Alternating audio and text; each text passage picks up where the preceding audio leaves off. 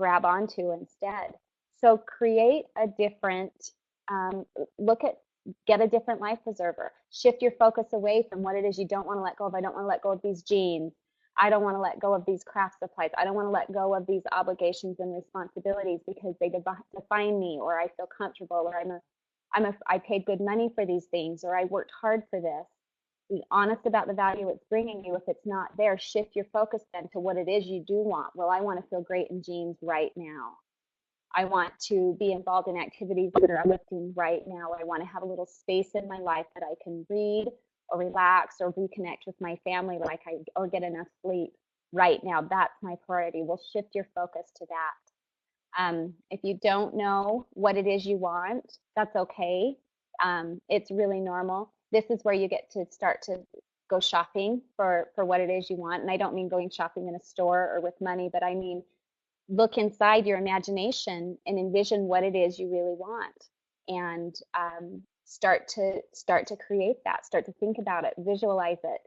Um, Try to surround yourself with it, breathe life into it. And once you know what it is that you want and you can shift your focus to that, it becomes almost natural that you can let go of some of those other things that were weighing you down. So those are some brief thoughts on letting go. Such, as I said before, such an important part of the organizing process. If we aren't letting go, if we're not doing the release phase, we are just reorganizing clutter, and for all of our work, we'll still feel dissatisfied.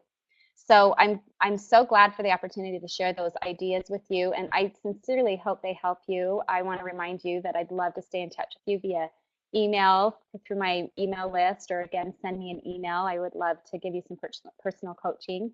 But now that we've talked about clearing our mind and clearing our space from clutter, this is a really great time of year to start thinking about clearing our bodies and taking good care of our bodies. And Leanna is such an expert on that. So I want to turn the time over to her. And for those of you that are not familiar with Leanna yet, I'm going to give you a quick background on her. She's the mother of 4 beautiful children in ages from 7 to 13. She became interested in natural healing and nutrition when her 3rd child turned 1 and became very ill. Leanna discovered the ways natural healing and nutrition can benefit us and empower the individual and families to become self-reliant with their health. Leanna graduated from Snow College with a general associate degree. Then in 2007, after her 3rd baby, she certified as a zone balance practitioner through Nordblum Institute of Foot Zonology. Since then, Leanna has founded her own company, Soul Renewal. Leanna has a passion for helping others learn how their lifestyle habits are affecting their health and quality of life. She teaches classes on whole foods, essential oils, mental and emotional health, and more. She loves helping people create the balanced life they desire. Leanna believes that everybody has the ability to heal and improve their life by improving their health, no matter how old or young they are. So take it away, Leanna.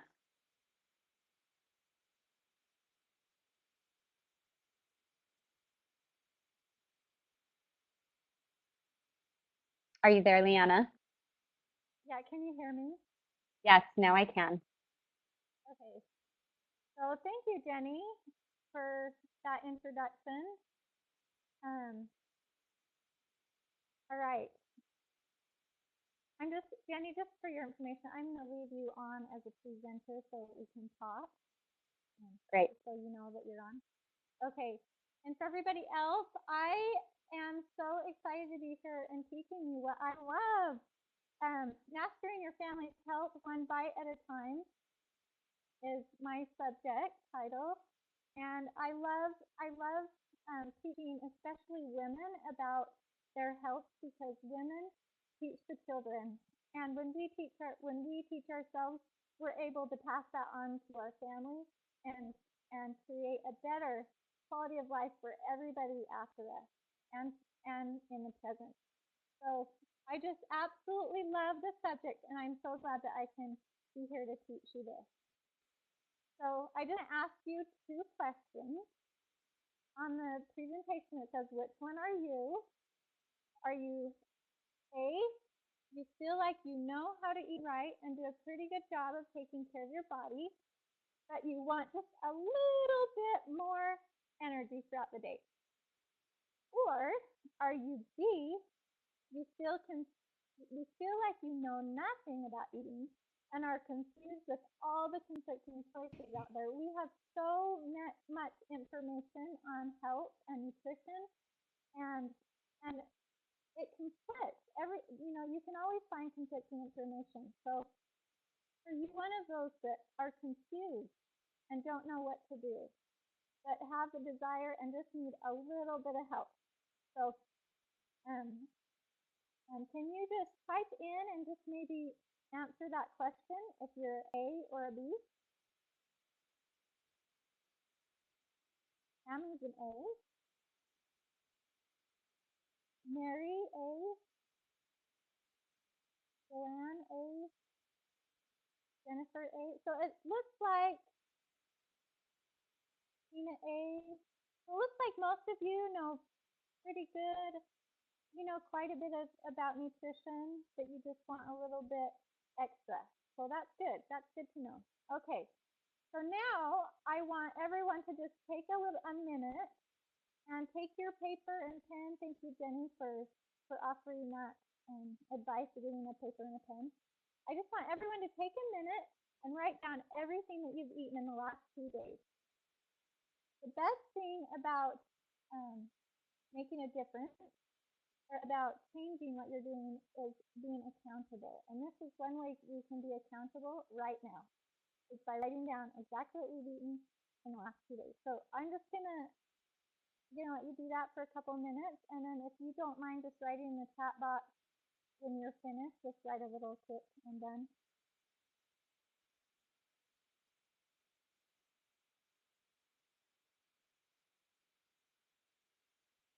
I'll have to put music on next time. Huh?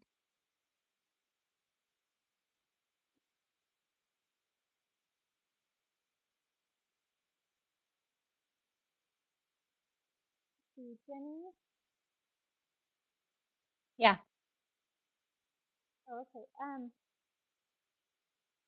was reading in the chat box. There's a question for you. So we're not going to talk about the list. That's going to be just for your information, you guys.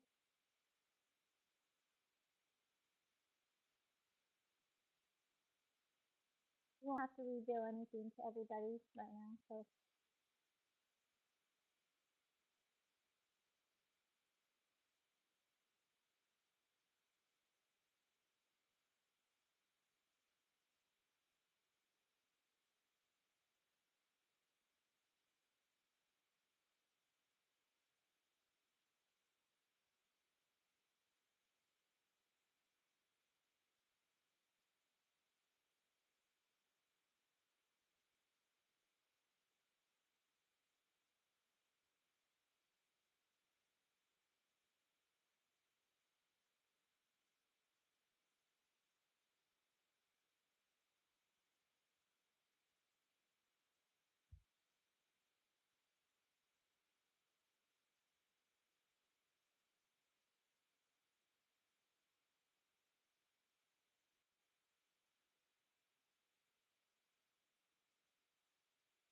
okay. So are you guys about done? You are. Just Mary's done. And then, okay. All right. So we'll move on. Now that we have that written down, we'll talk about this a little bit later. So let's move on. So from my presentation, you will gain understanding on how your body can either create disease or create healing by controlling the pH. Now, the pH of the body is so important, and I learned this through a personal experience. And this will help debunk any kind of myth that you guys have heard out there, or it will help you be able to discern when you hear like about a diet or something, what if it's a good or a bad diet, or if So, anyways, the pH of the body explains a lot, so you'll be able to learn how your body creates disease or creates healing. You will also learn how to balance your body's pH by eating an alkaline diet. And you will learn that you have control of your health. You probably already know that. But I just want to remind you that we have control of our health. And when we have control of our health and we eat healthy, it will help us to increase our energy and lose weight while we're preventing disease. So I think in our society, we don't talk enough about prevention. There's so much out there about curing diseases, and once we have it, what do we do? But we don't have a lot here in the U.S. about preventing disease. So this is an awesome thing I'm so excited to share with you. And then at the end, I have some recipes, and I can share with you some products that I have. Now, just to tell you a little bit about me and where I came from. So I have been married for 15 years this August. Woohoo! I'm a mother of four, and I absolutely love feet. Now, I'm probably the only one on this planet that would say that, but I do because the feet are a pathway into the body, and you can help heal the body through your feet. And so I have been certified in zone dance for 8 years. This year, 8 years. I'm so excited, and I love helping others raise their quality of life through mentoring, teaching, and fit zoning. A few things that I've helped my clients overcome through the diet and through fit zoning and oils and different things with your health. I've helped them overcome anxiety and panic attacks, food allergies, lack of energy, food poisoning, circulation, hydrocephalus, and depression. And I'm continually, like you guys, I have to learn every day. There's so much about the body that we just can't learn everything. It's so awesome. Our bodies are amazing. Okay, and so my blessing in disguise, the reason why I do what I do is because of this little guy here. His name is Gordon. And he, at the age of 1, was very, very sick. And we were in the hospital 3 times in 1 month. And and he was diagnosed. He ended up being diagnosed with hydrocephalus, which is water on the brain, at the age of 1. And he had allergies to all dairy and pork. And now I didn't figure this out through the medical field. I am not against the medical profession. I think there is definitely a place for it. But again, I think that we do not have enough prevention here in America.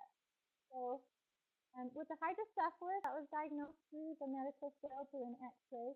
But the allergies in dairy, my little boy here was starving to death.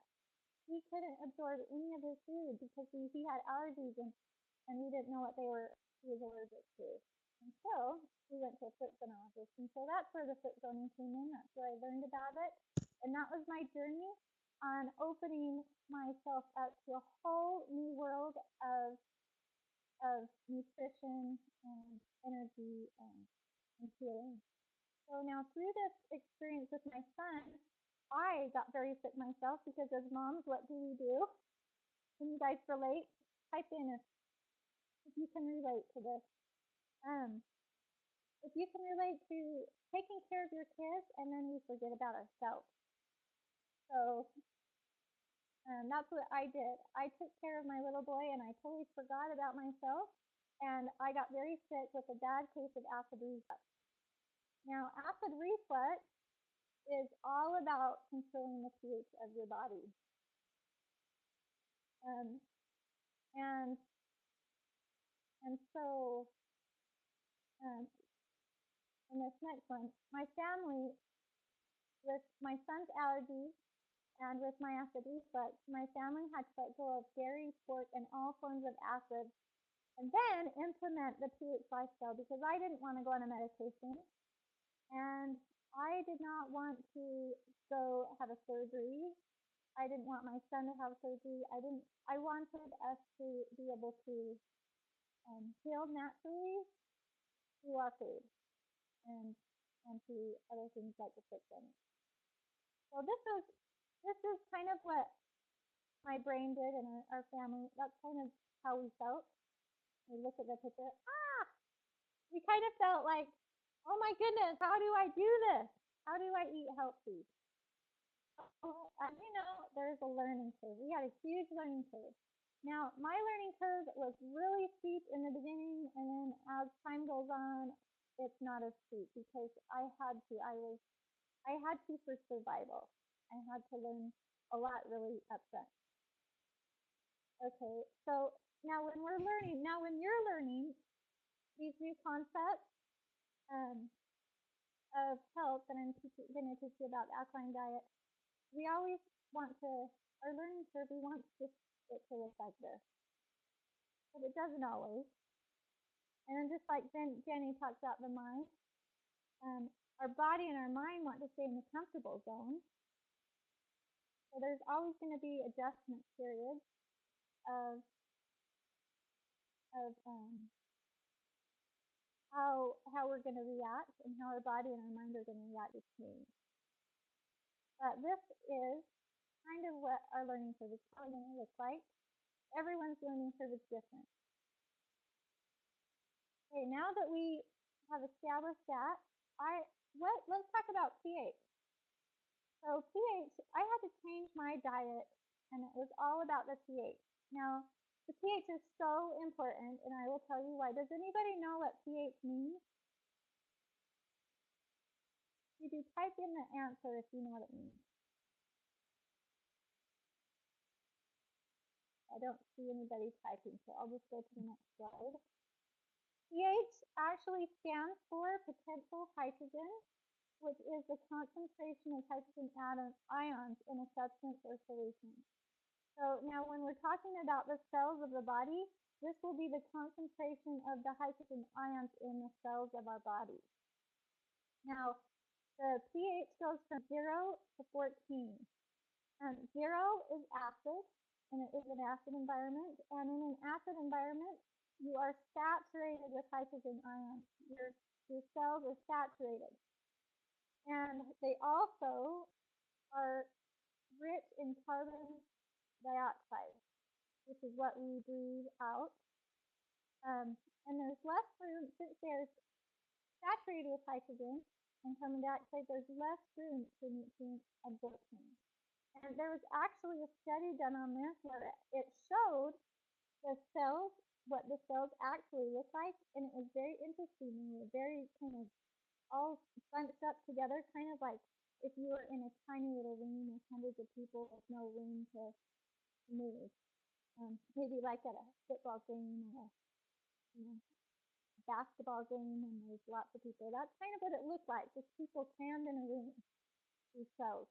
So if you go over to the alkaline side, an alkaline or a base is 14 on the scale, and it has less hydrogen ions. Now that is because the hydrogen ions are being absorbed into the cells, are absorbing hydrogen, which is and the opposite of carbon dioxide is oxygen.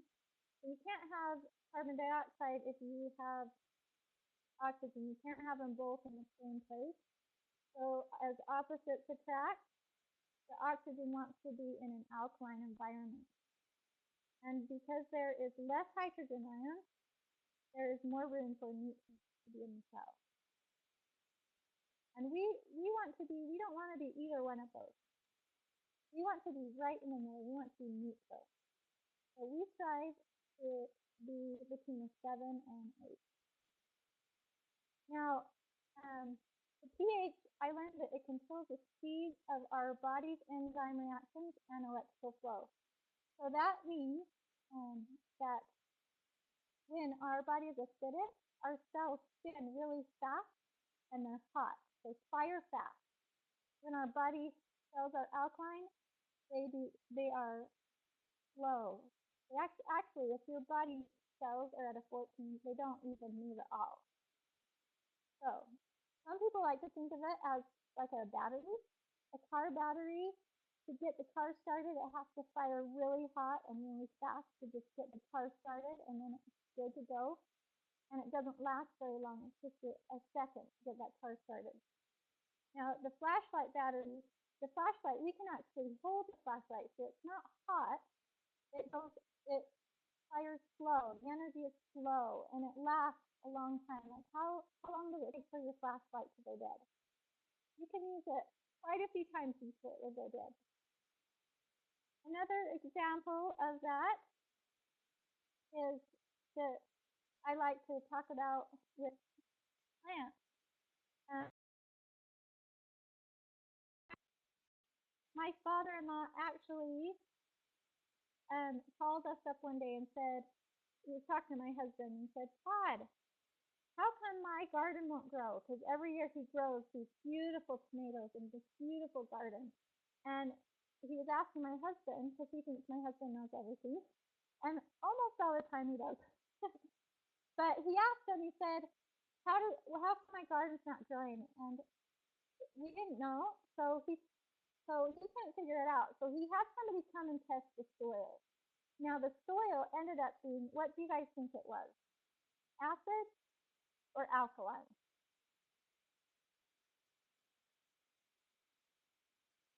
Tammy thinks it's acid. Mary thinks it's alkaline. Acid. Okay. Any other guesses? All right. Well, Mary, you're awesome. You're right on the nose. The soil was too alkaline. The yahoo! The soil was so alkaline that the cells were not moving. Remember, it's slow. It doesn't move when it's too alkaline. So the cells of the plants didn't actually even take up the nutrients into the cell because it wasn't moving. It wasn't moving fast enough. So we need a balance. We need a balance between acid and alkaline. If we're too alkaline, we will not be able to take up the nutrients into our body. If our body's too acid, then it'll spin too fast and will create too much inflammation. It will be hot. It'll spin too fast. And in fact, sugar, like a lot of the candies, actually have excitotoxins. They make our cells spin so fast that they actually burst, and they can cause, when they burst, that's what actually causes depression and anxiety and a lot of those mental diseases. So we don't want it hot, we don't want it cold, we want it right in the middle. That's really important to find that balance.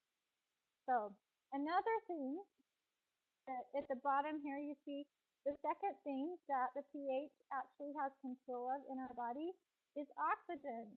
How much oxygen we can actually take up and absorb.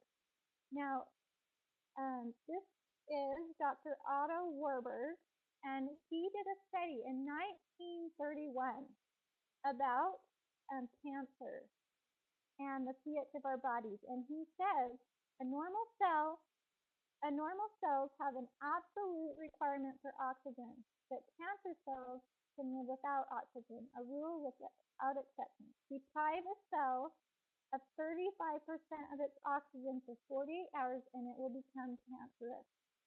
Dr. Warburg has made it clear that the root cause of cancer is oxygen deficiency.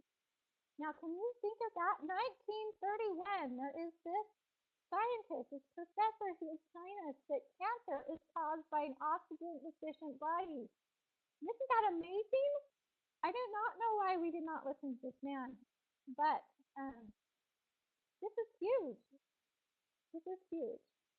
And then in the bottom, it also says that the cells of our body, the cancer cells, the cancer cells cannot survive in the presence of high levels of oxygen found in an alkaline state. So this alkalinity is huge. It's so big. And so the pH of our body actually dictates the terrain of our body. Okay, so let me go through these really quick. I know my time's running out. I just want you to ask yourself, is your terrain flourishing or starving and being overrun with weeds? Your terrain of your body. How's your pH? And I want you to look at your list here that you made at the beginning and just look and see what there is, what foods you think are on the alkaline side. So alkaline lifestyle, we want more alkaline vegetables because the average American diet is very acidic. So we want to eat mostly alkaline foods. And alkaline foods are rich in vitamins and minerals, and they balance the body's pH. We balance it through alkaline foods, exercise and breathing, hydration, low stress, and chemicals. So it's not just the food that helps us to be alkaline, but the food is probably 80% of our ability to be alkaline. Let's see, get down here. How do I balance the pH in my body? 80-20 rule.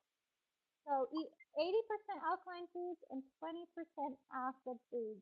Now we're just going to go really quick here and just talk about each side, and then I'll show you some examples, and then we'll have our discussion.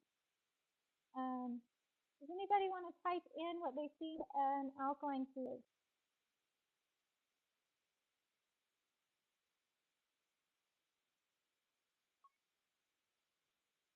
In it. Very good. Green smoothies. Awesome.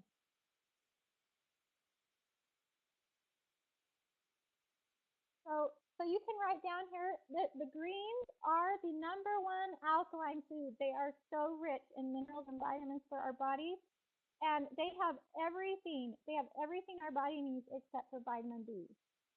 So greens are so important, and every green has different qualities to it. So you want to switch up your greens and not just eat the same thing. Not just eat spinach every time you have a salad or every time you have a green smoothie. You want to switch in the hard, detox, all of the different greens. Cabbage is great. Okay, another form of alkaline foods is you have your alkaline grains, which are your gluten-free grains, which are your millet and your spelt, your quinoa. You can write these down as I talk about them here. Also, you have any kind of root is going to be very rich in minerals. We talked about things that are rich in minerals are alkaline. It's because they're grown in the dirt, and the dirt is so minerals rich. So those are going to be more alkaline foods.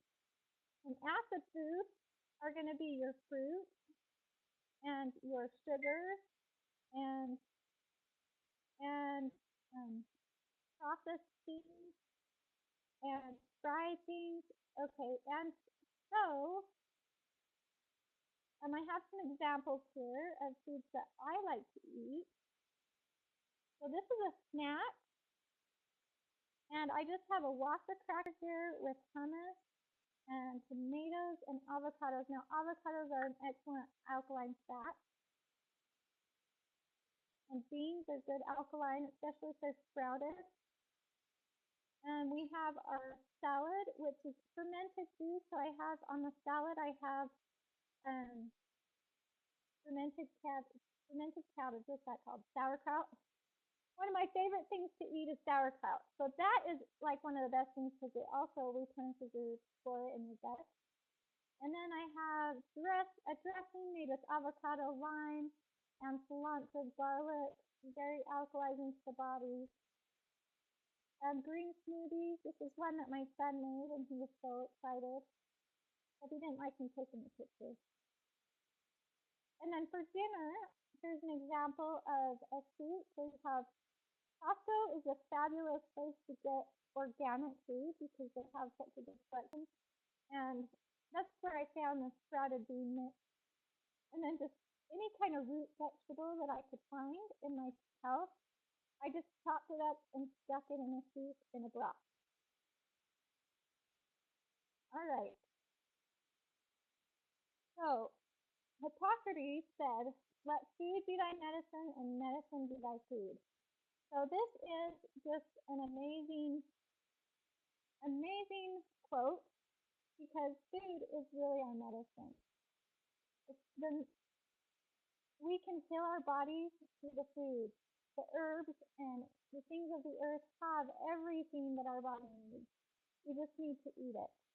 And we can heal our bodies, through eating roots and vegetables and seeds and nuts and berries and and we don't need to take all the medicines that the medical field provides us with. Although sometimes I know it is something that we do because we don't have any other option. But I will tell you, if you can control the pH of your body, you will control disease. And I want to say in the name of Jesus Christ, amen. But because I feel like that is so powerful. So that is the end of my presentation, and I am so grateful that you guys are here to listen. And if you don't want to, if you want to type in at the bottom a golden nugget real quick that you can share with everyone, feel free. How about you, Jenny? What's the golden nugget that you learned? From your presentation. I just love, I think a lot of times we look at diet as calories and fat grams and protein and carbohydrates. This is a completely different way to look at it, and I like how clean it feels. Um, so I don't know a lot about pH, but I was thinking as I watched the presentation that I would sure like to understand more so that the framework around my food choices isn't so um, just so strict and so I don't know, just so that it's more towards my health and not just my waistline, I guess. Yeah, thank you. So I just, as I have gone through my health experiences, I've realized that counting calories um, and counting fat grams and all that can be important. But if you want to be healthy, you eat healthy. You eat the foods that will help your body to heal, and then you will automatically lose weight. You will have more energy. My skin has cleared up. I actually can tan in the sun when I go out, and um, and I'm not sick. I haven't been sick in a while, so it's been great, and it's such an invaluable information. And I know that when you can make the right food choices, you raise your value, you raise your quality of life, and you raise your family's quality of life. That you teach them what you learn. And I am just so grateful for this knowledge and so grateful that I could share it with you, because I really, really am just here to help people know what the food they are eating is doing inside of their body, and help them to be able to create the environment and the body that they want and love, and so they can have a healthy, long life. All right. Well, I think that's great because again, as I work with people to fix their environment or their life, it comes down to how they feel in their body. You can have a beautiful home, you can work for what you want in life, but if you don't have energy and you're not feeling good, all of that becomes second, second in importance. Your body is the one whom you have with you for your life. So I think that's really great. Yep.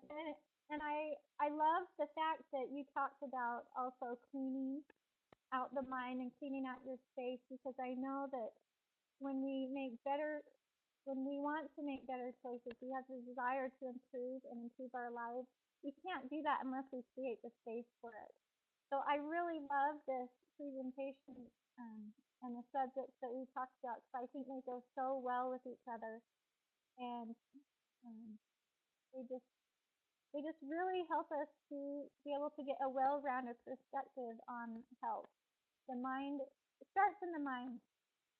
Definitely. Well, Leanna, can we answer a couple of the questions that came up and then we'll try to maybe go another few minutes so that we're done in an hour, the full hour like we talked about. Yes. Okay. Why don't you go ahead and take Jennifer's question that just came through. Let's give our answers maybe a minute or so while we're on the topic of health, and then we'll go back to organizing for just a minute and then go ahead and close. Okay, great. Okay. Okay, Jennifer, your question. How do you attend social gatherings and not participate with their food choices and not have to be um, a sore spot issue? Okay, I will answer that first. So social gatherings can be really hard, but the best way to handle that is just to make your own food to bring. So bring something that you know that you want to eat and that you will love to eat. And if somebody makes a comment that you're not eating their food, um, then usually I just tell them that I don't eat it, or I can't. Like if it's a dessert, just tell them that I'm not eating that food anymore. And usually people are pretty understanding. But I always make something that I can take and then I bring it. Does that answer your question? I think that's really good. And I'm just going to add to that while Jennifer's typing that I think sometimes we think people are noticing us a lot more than they are. And so it's good to recognize that you're not eyeing everybody else's plate, they're not eyeing yours. And if they are, it's kind of more of their issue than it is yours. You've got to take care, like I said in my bio, numero uno, you have to take care of you. And if this makes you feel good, you'll find a way to explain it that will be appropriate. Yeah. And sometimes I do, like in the bottom, you said you get lots of attention. I feel like I get a lot of attention too, especially around people who are self-conscious about what they eat because they don't eat like me. And it makes it hard sometimes. And I think more than anything, they're self-conscious because they don't eat the way I do, and they think I don't know if they think I'm judging them or what, but I'm not. So um I just try to help them understand that if I eat certain foods, then I get sick because I still can get that acid reflux, and if I don't eat the right kinds of food sources, I will have the symptoms. My throat will start hurting. I'll actually start getting a cough, and just explaining it to people and just letting them know that you're okay with it. You don't care what they eat. So, thank you. Okay, I want to make sure that we get to Tina's question. That was such a great question. She said, back to the organizing, she said, my temporary separation ends up long term, though. My basement gets filled with boxes. I'm so glad that you commented about that, Tina. I think that we've all been there before. So, um, a quick answer to that, and again, I'd love to just go into more depth with this in an email with you, is that first of all, we don't get it right the first or second or third time. So first of all, celebrate the success that you have cleared out your immediate space, and you take the time to really recognize that you broke the spell, and you recognize that you didn't need the item as much as you did need it. It's really tempting to look at the buildup of boxes in the basement as a defeat or a failure, but I think that can't help the triumph or the success of having that open space and recognizing that you didn't need things as much as you thought you did really will carry you through to more successes in terms of bringing less things in the first place, and recognizing sooner that you'll have less of an attachment to other things as you begin to organize and release and let go of things. So I think first of all, give yourself some credit for that win. Two other quick points. I would recommend maybe having a friend, and that was a slide I glazed over in the interest of time, but have a friend with you as you are going through this letting go phase. Because in our mind, we think, well, I'll just move all of it down to the basement and then I'll decide later. Well, your girlfriend's going to tell you, honey, if you lose the weight, you're going to want to go buy new jeans anyway. Just let it go now. And that can prevent that buildup that can happen. The second point would be that now the basement's a really fun project. And what's so great about it is that you've already really let go of a lot of those things emotionally. So to get them out of the space can be a really quick thing. I went through that whole box last year when I did my closet or my kitchen or my craft room. I haven't thought about any of it since. I'm doing just fine without it. I'm going to take that whole box to the charity drive and just be done with it. And it can be really quick. So those are a couple of quick answers. But again, I'd just love to discuss it with you in more detail if you want to send me an email. So great question. Thank you. Okay, so let's just quickly scroll down to the issue of husbands and kids clutter. Okay, so we could do a whole webinar on this one. So I'm going to answer this very succinctly and simply. Let's go back to that first point that I made about true value. The tricky part here is that when you're talking about someone else's stuff, it's really almost inappropriate to decide whether or not those things have value to that person. And so that would be where you start to get into some problems with people being unhappy with you getting rid of their things because they attached value to it, and even though you didn't, they did. And so I think that's important to keep in mind because it allows us to have some compassion and some patience for some of the things that people will keep around that we don't have a lot of tolerance for.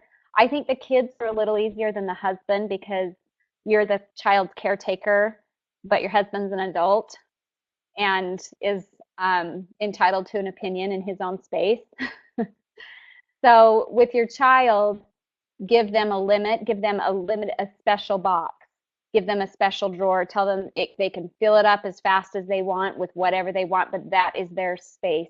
And once it reaches, the toy room, they can have so many bins, but once it reaches that amount of space, they have some decisions to make. Then it becomes a wonderful opportunity for you to educate on exactly what we talked about today. Start with the true value. That discussion and then move into the practicing letting go. And I've seen it with my own children and other children that it's really fun for them to start to recognize that joy of giving and sending things along to other people and to see the joy other people have from getting their things that they weren't getting much value out of. So I think that's an easy one, easier for the kids. And then with your husband, again, there can be discussion and exchange back and forth.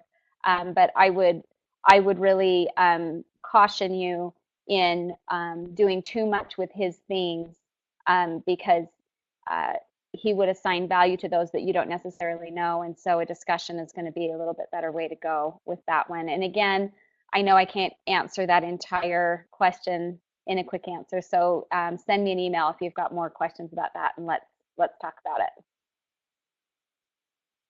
Okay, so for Mary, you had a question about dairy and allergies, or dairy. If you don't have allergies, is it still necessary to eliminate the dairy for the pH diet?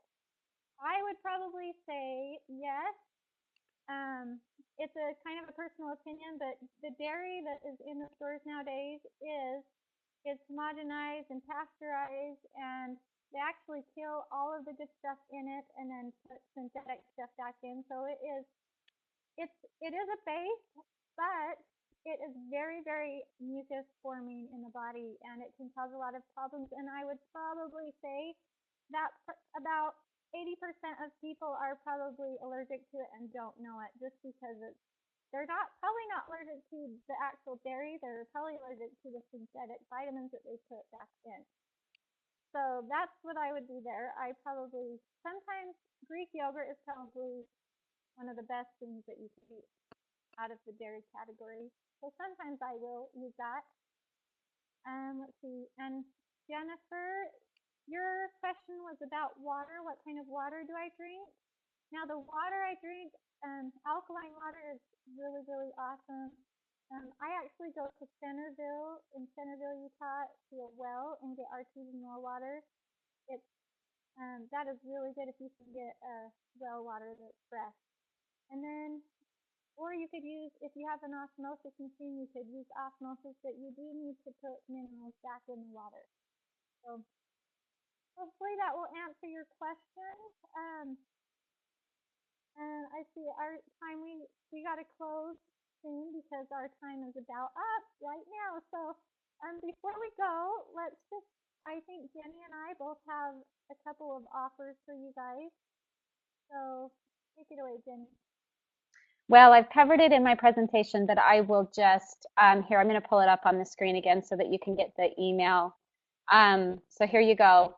If you want to stay in touch with me and make sure you know about where I'm at and what I'm doing, then if you go to that email address, or sorry, that URL, if you type that in your browser, you'll see where you can sign up to stay in touch with me. And I've got some great events coming up. I'm going to be at the Utah Sports and Fitness Expo in about a week and a half. And then at the beginning of June, I've got this fabulous webinar series that I'm doing with a homeschooling association. I'll be talking about getting organized. That's going to be a really powerful one. So be sure to sign up if you're not already on my mailing list so you can know about that. And then also, I think it's just really helpful as a follow-up to have a little bit of personal coaching. So send me an email. I'd be happy to talk to you about that and help you get going with some of the questions that you might have. Great, thank you, Jen. And for me, I don't have a slide for this, so if you can just write it down. I do have an offer. I would like to offer you guys my top 5 alkaline foods and my top 5 healing herbs. And it's a video series of 5 that will just go right to your email box, and you can listen to them. They're only about 10 minutes long. So if you want to email me, my email is Soul Renewal.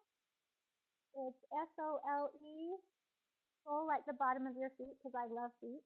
SOLERENEWAL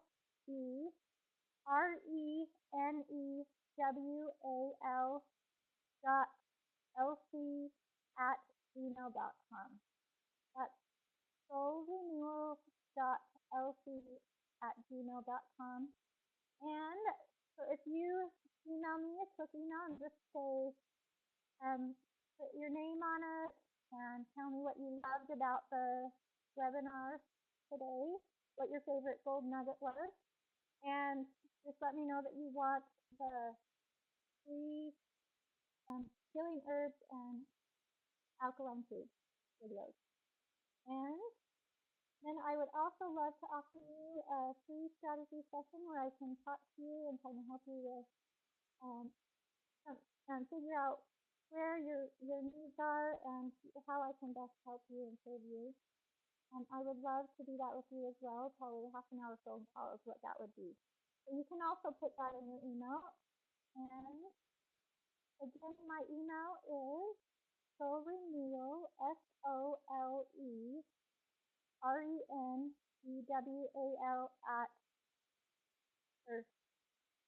.lc@gmail.com. And hopefully you can like me on Facebook and join my list. So thanks. I love you guys. It's been so fun to have you. And thank you, Jenny, for coming and being on the webinar today. You're fabulous. I just absolutely love what you had to say. Thanks, Leanna. It was fun. Thanks, everyone.